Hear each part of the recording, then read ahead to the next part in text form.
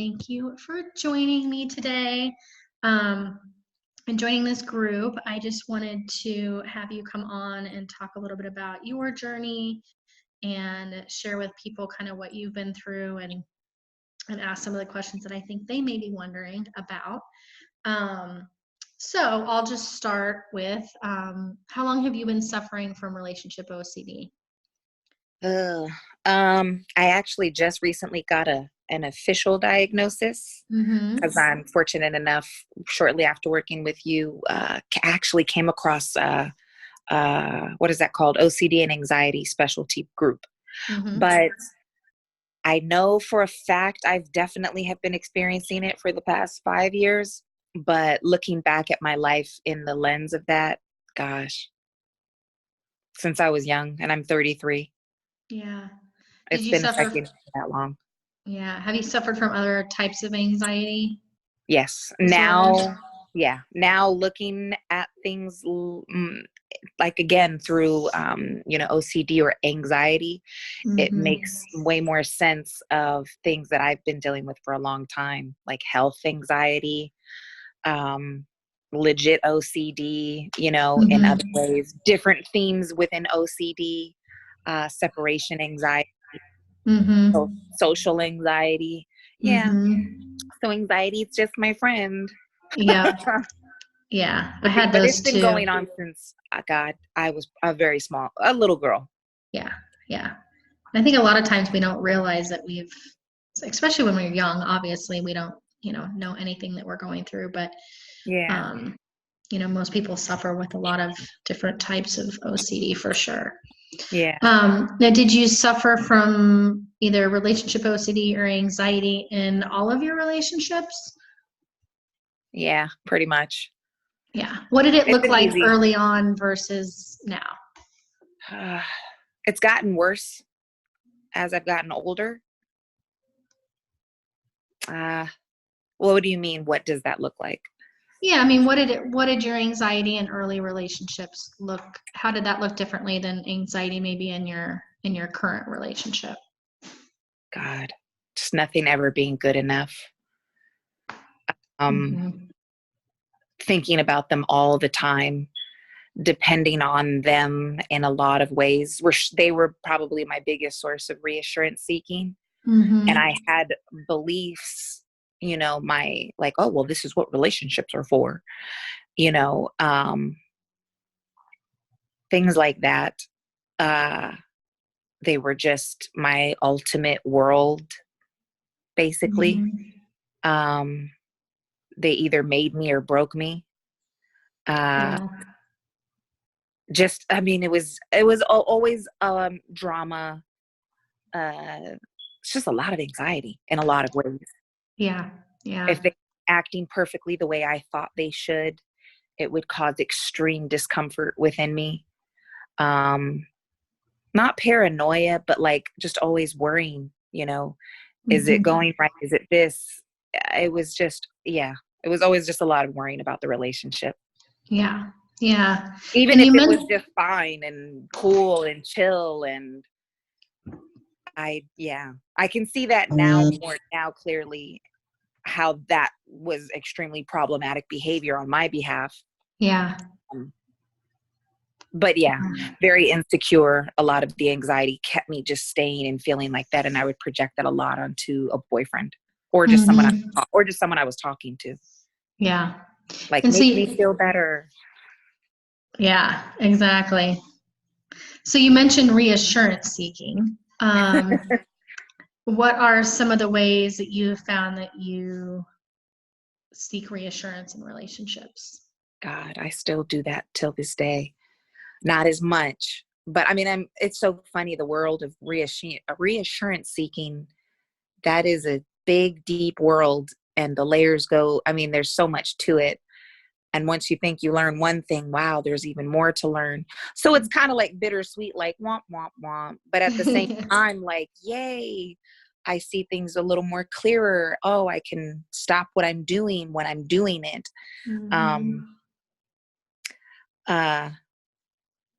What was the original question? I'm off in a rambling today. That's okay. So reassurance seeking, what are some of the ways that that has shown up for you? Oh gosh. Hmm. I know we were talking earlier about just, wanting to talk to our partners or about things too much, or even wanting to talk to That's other people.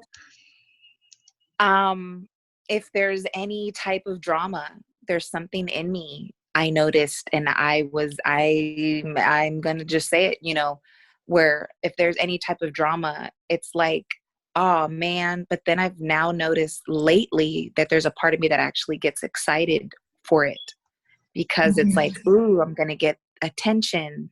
And it's Mm-hmm. almost like I'm getting high Mm-hmm. of, wanting to talk about it with my friends. It feels so good just to keep going in and going in about the details, and I can talk about it and talk about it and talk about it. And Yeah. ooh, here's another friend. They're asking me how I'm doing. Well, let's tell them. Same thing with my partner, wanting to just keep, harping on Mm-hmm. things, but also I'm noticing it more and more as time goes on, that it's just not good enough. That Yeah. I'm that I'm I the responses aren't good enough. The scratches aren't, they're not getting it enough. And it's like, damn, it's kind of like it's because I'm not getting that certainty, that absolute Yeah. promise that things will be better, stay like that all the time. They have to stay perfect. Yeah. And I have to stay safe. I have to stay Mhm. okay. So that's pretty interesting. Yeah. And I think the drama piece that you mentioned, I always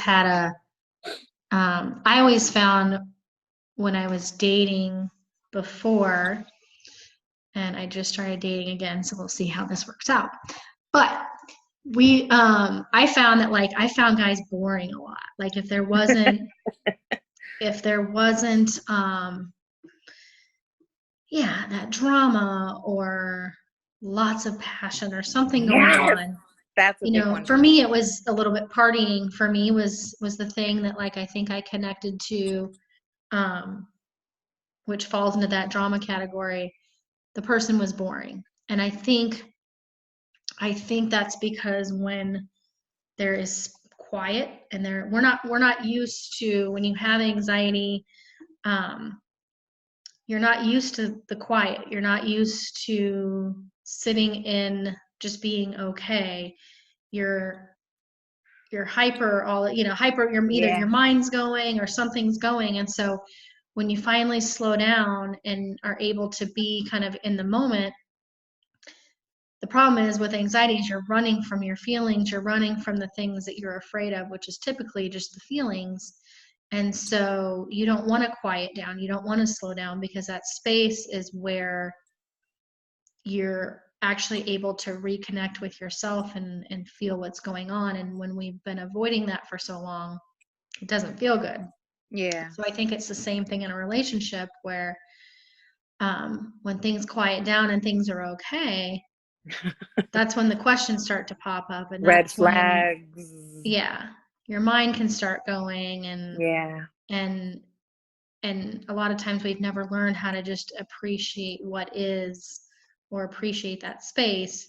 yeah, So then the mind starts going, and so that drama starts to feel, and sometimes then it's an engagement thing too. I think,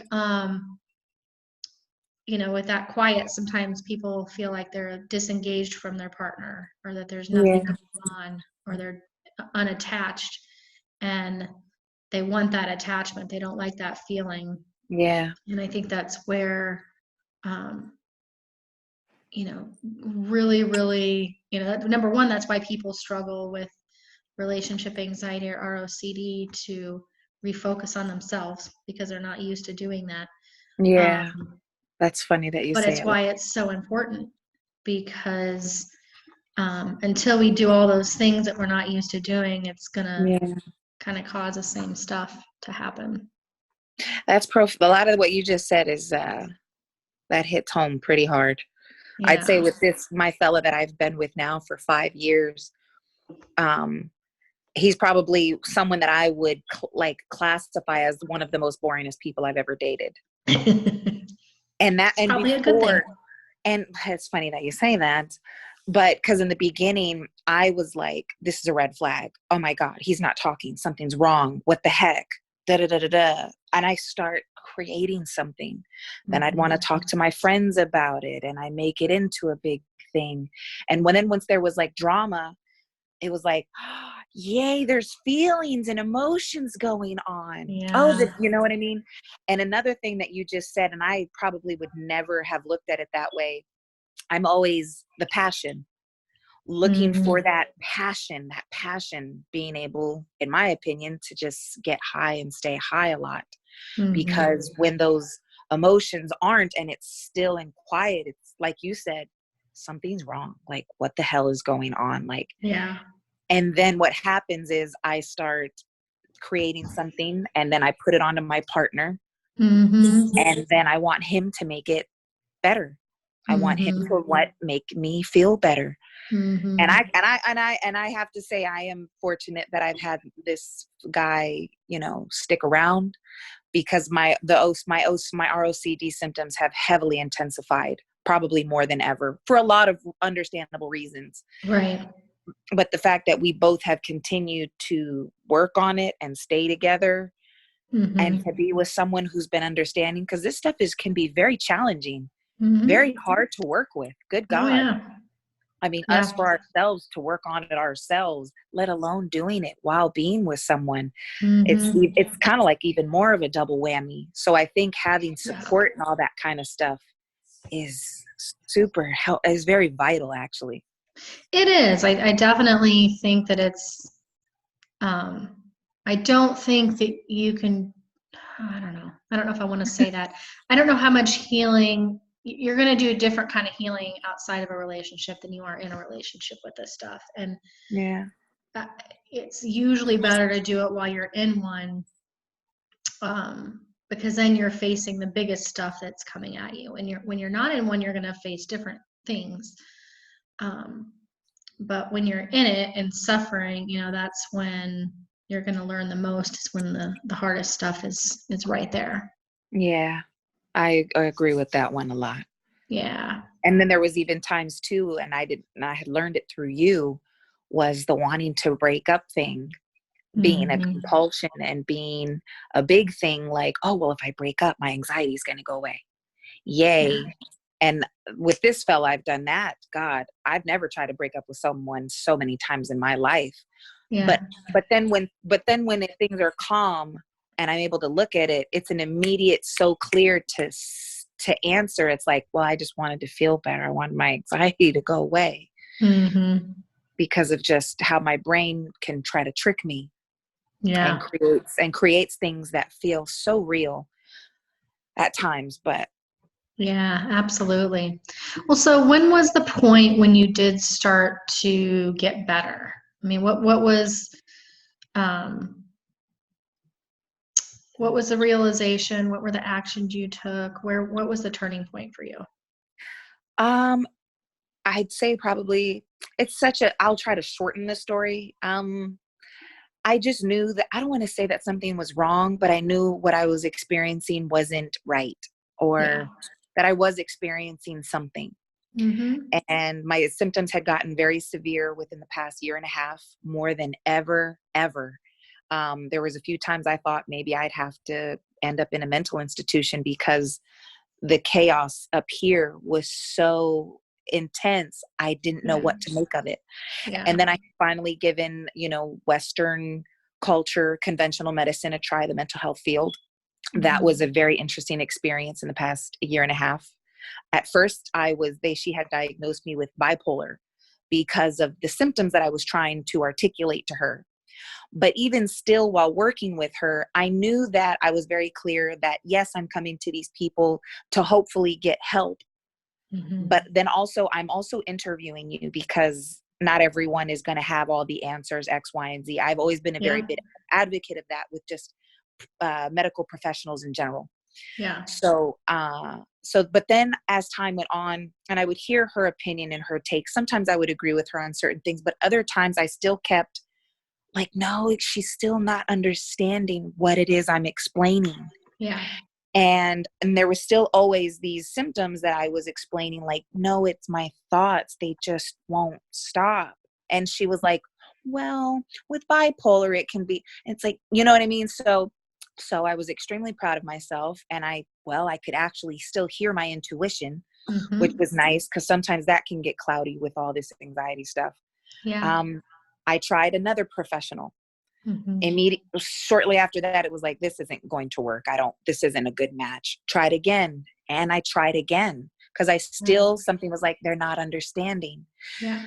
But the ROCD thing I had came across by myself in the beginning of my mental health field research thing was I had came across something love and something, and ROCD actually popped up. And when I Mm-hmm. tried to mention this to these professionals, they were like, I don't know what that is, blah, blah, blah, blah. And I was like, oh, okay, maybe I don't know. But Yeah. then ironically, I took it upon myself this past summer to something about it, my symptoms. I was like, no, my symptoms match this thing. And Yeah. I was like, you know what? Frick what the professionals say. I'm going to research more. Yeah. Started looking more into it. Became a part of the group that you're actually in. There's Yeah. only 2 that I found that I think are helpful. Yeah. And that was finally when it was like, wow, I'm hearing people literally talk about the same types of stuff that I'm talking about. And it Yeah. felt such a relief. Like, finally, I think I now am understanding what I've been experiencing for a really long time. Yeah. So that probably, just even within that group and being open-minded and feeling more confident, like, yes, this is way more relatable than all these other supposed diagnoses or conditions or whatever we want to call them. Yeah. And it probably started from there, and then experimenting, and then me feeling out, like, you know what, when someone would post something like, wow, I like a lot what that person's saying. I think they're Mm-hmm. onto something, or it sounds healthy. And I Mm-hmm. slowly started to be a little open-minded, and it felt very uncomfortable, but I'll be damned, I started to feel better in different ways without reassurance seeking. Yeah. And I was then each time able to see things a little more clearly, a different new perspective that I literally never was able to see before. Yeah. And then I came across you, Yeah. and it was like, and money has been super tight for all kinds of reasons and this and Yeah. that, but I was like, no, you know what, I'm gonna take a risk. I like what she's saying, it feels good, Mm-hmm. and I'm just, fuck it, I'm gonna try it. I need help. Yeah. And that was probably a bigger thing too, was admitting I need help. Yeah. I don't know what's going on. My family, some of them suffer from the same things I do, but they help themselves through alcohol or drugs or avoidance, big time Mm-hmm. avoiders. um and I don't do those things, so I Mm-hmm. feel more of my things than they do. But so I'd probably say that the Facebook group, Yeah. and you, Yeah. and yeah, Yeah. Well, probably the cool. biggest things that I probably have been able to see the more bigger shifts, Mm-hmm. healthier shifts, and it has not been easy, Yeah. but it works though. Yeah. Yeah. And even though I know sometimes it's easier than other days and sometimes it's more harder, I know that the work that I have to do, I keep getting more convinced and more convinced that it's worth it. And Mm-hmm. there's a part of me that I want to keep doing it. And I know I can keep getting better and healing and healthier. So that excites me. Absolutely. Yeah, absolutely. And I've seen you grow so much, and just in the few months that we work together, it's been really awesome to see that. And the hard part is we've talked a little bit about the layers of the onion, right? Like you Yeah. unpeel one layer and then you find another and then another. Yeah. And we all just want to feel better and be Yeah. exactly where we want to be. Um, but there's always other layers of the onion that we have to peel back and learn from. That's just life and part of being Yeah. a human being, whether we suffer from relationship OCD or not. Um, but are you able to take the time and look back and see, you know, even if you're at another layer, how you've grown? Yeah. Yeah. Some days it's easier to see it, but the days when I am feeling better, of course, everyone sees things in a different light, a clearer light. Yeah. Um, it just gives me goosebumps. I don't even have to say I'm grateful for, I'm this. I can literally just let my mind travel just for, God, a couple seconds or even a minute or two of how freaking far I've come. Yeah. I honestly, there was days before in my life, times in my life where I never thought I would get better and that Yeah. my life was just going to stay like that. Yeah. And I can't believe how far I've come. And I'm just now scratching the surface, which is wild to say how much Mhm. I have grown. Yeah.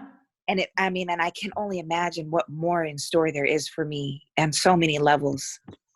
Absolutely. It's so But true.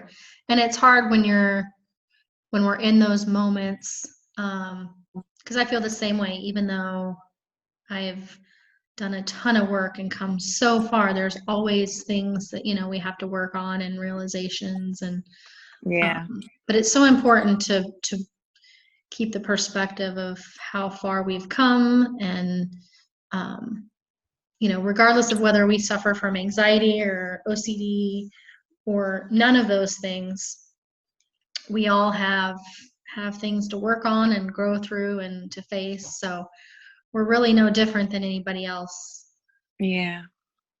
on the planet. So That one, that one's a challenging one just because of my core beliefs that I have. But mhm, that is probably one of the best mantras that I have in those times when things are bumpy for me. It mhm, is, you know, that I'm human just like everybody else. yeah, Because when that fear brain gets going, that puppy can pump out some crazy stuff. And it's just fascinating how real it can seem at times. yeah, But yeah, those friendly reminders for ourselves and that healthy self reassurance, I mean, it's a big thing. yeah, And it's a practice too. I always notice. Sometimes it's like, oh, mhm, I'm there, I've arrived, that's it. And then yeah. bumps happen, and it's like, no. But then again, too, it's still that learning curve of like, wow, I think Yeah, this is just a part of life. yeah, Just it's going to fluctuate of the ups and the downs. Dang it. yeah, exactly. So what are the three things that you would suggest that for people who are watching, what are the three things that you would suggest that they do to heal from either anxiety or relationship anxiety or relationship OCD, or even anxiety in general, because it is really all the same. Yeah, it's funny. I kind of am coming to that conclusion myself. More like, wow, this is Mhm. all pretty much the same stuff. Um, I'd probably say one of the biggest things, educating yourself from healthy sources. Mhm. And if you don't know what healthy sources there are, because there's so much different information out there, um, get a feel for certain people in Facebook groups. Mhm. Because from one thing that I have definitely learned is that OCD is very misunderstood by a lot of people and even a heck of a lot of medical professionals. Oh yeah. I don't want to say I learned that the hard way. I'm even fortunate enough to say that I even was able to learn in that path of being able to finally come across people who know what the hell they're talking about, are Mhm. actually properly trained in the complexity of the condition, the anxiety conditions. Yeah. Um, if you don't know good sources to go off of, ask. There's so Yeah. many awesome people that we have. Just an easy one is the OCD groups or the ROCD groups. Mhm. That's probably one of the more easier ones, is asking for some suggestions. There's Mhm. amazing people in these unique communities that's been created on the Facebook groups. A lot of people want to help each other Yeah. because we all can relate how challenging our paths have been. Mhm. And then when we finally did find what was going on and how to help ourselves, it's like, ooh, yay, God, how can I be of service to other people? Yeah. So educating yourself and as healthy possible sources as possible, but not even too, and I will say this, and not try to catch yourself of not doing it obsessively and perfectly and all day Mhm. long, because I'll be damned have I fallen into that trance Yeah. many times. I still fall into it. That's a part of the condition but we all slip, we're all going to step, but it's just noticing it. And then when we noticing it, we make that choice of like, oh, let me tone it down a little. I'll just research a little bit for a certain amount of time for today. I'll only read 20 minutes today or 10 minutes, vice versa. Yeah. So the education piece, and then that's one. And then two is finding some source of a healthy community to be able to get mentorship from, having that sense of community, but again, still in as best as you can, with what balance and healthy looks like to you, in that kind of way. Cause again, I can go balls to the wall with like, it tricks you like, well, I'm getting healthy advice and this, but yet we're doing it, super excessively, again, being mindful of not falling into that trap. Yeah, exactly. And thirdly, what gave me probably a bigger catapult was being able to work with someone one-on-one. Yeah. So just even with the group that you're doing, that's been so freaking helpful. I worked with you one-on-one, for crying out loud, for quite a while. Yeah. And there's still so much to be amazing things to learn about this stuff. Yeah. Because even when you're working with someone one-on-one, it's not I'm going to learn every single thing all in one thing, but it is a gigantic boost of what I am struggling with the most. And then keeping the education piece ongoing. Yeah. So that kind of stuff is very valuable to me. Yeah. So for me, it was like, you already know my financial situation and I don't even need to get into it, but it was worth it, because this stuff affects it was affecting my daily life in a big way, sometimes debilitating at times, which is so weird to say that OCD or anxiety can even do that to someone. Yeah. So how was it working with, myself as a life coach, different than working with, therapists or some of the other people that you worked with? Because a lot of people are not, sure about the difference and what that looks like. Yeah, it's funny because, again, I'm now fortunate to be working with like an OCD specialist, but I'm still feeling her out. But what makes her different from you still is you yourself literally know what it is that I'm talking about, because you've experienced it or still experience it in different degrees. Yeah. So that within itself, being able to actually work with someone who has healed in such in big ways, but who can literally relate to the symptomology. That's gigantic. That's huge. For me, it still is. And the fact that me and you were able to still chat in between, but you still setting the boundaries and letting it know that you'll call me out if things were reassurance seeking but still encouraging me, but then teaching me what that looks like and modeling that for me up close and personal. That's monumental. It's very helpful. It's very helpful, because how many of us have had that modeled for us? I don't know many people who are fortunate enough to have that from parents, for an example, or a big sister, or, you know what I mean? So to be able to have come across that and then took the risk, gave it a chance, but then saw how much beauty and powerful things that came with it, that I'm going to keep for the rest of my entire life. Yeah, exactly. So.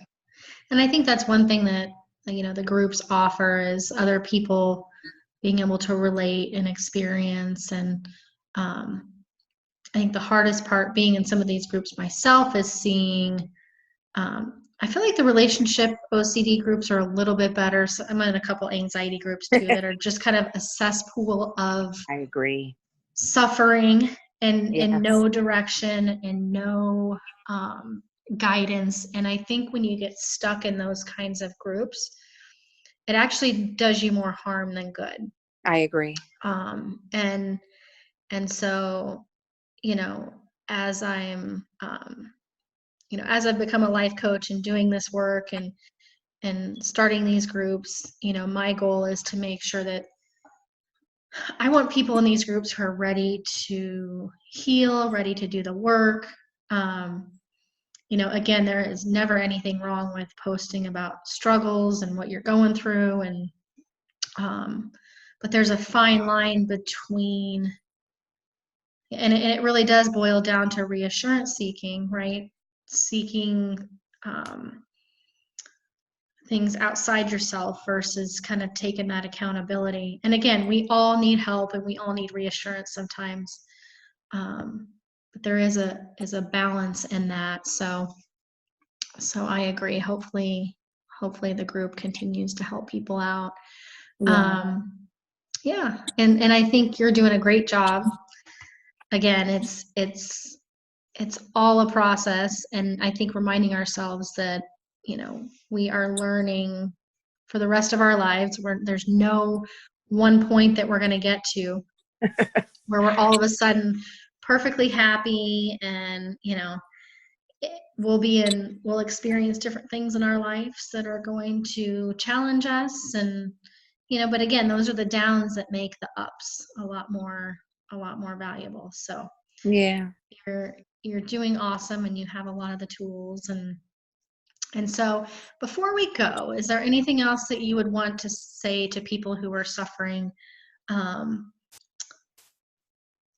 Just if you could say anything to them as they're watching. Recovery is possible. Mm-hmm. Recovery is possible, which is nice to be able, for me, myself, to even say and believe it and know what it is. You know what I mean? I believe what I'm saying. Like, wow, it really is possible. Yeah.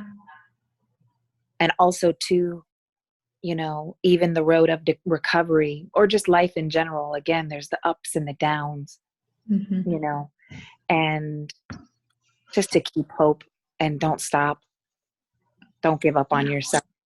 Yeah. Because literally no one else is going to do it for you, and no one else can. I don't want to say save you, and I don't even want to say that we need saving, but no one can do that real work but ourselves. Mm-hmm. And that can sound really bittersweet to certain people, but at the same time, it is a very empowering, real thing that is possible. And that's probably been a life changer for me, because again, I wasn't taught that at all. Yeah. But I'm just now learning that at the age of 33. But at the same time, that can be an embarrassing thing to say, or an amazing thing to be able to say, because I'll be damned, I'm finally doing it and learning how to do it, that I've been given that opportunity and that chance.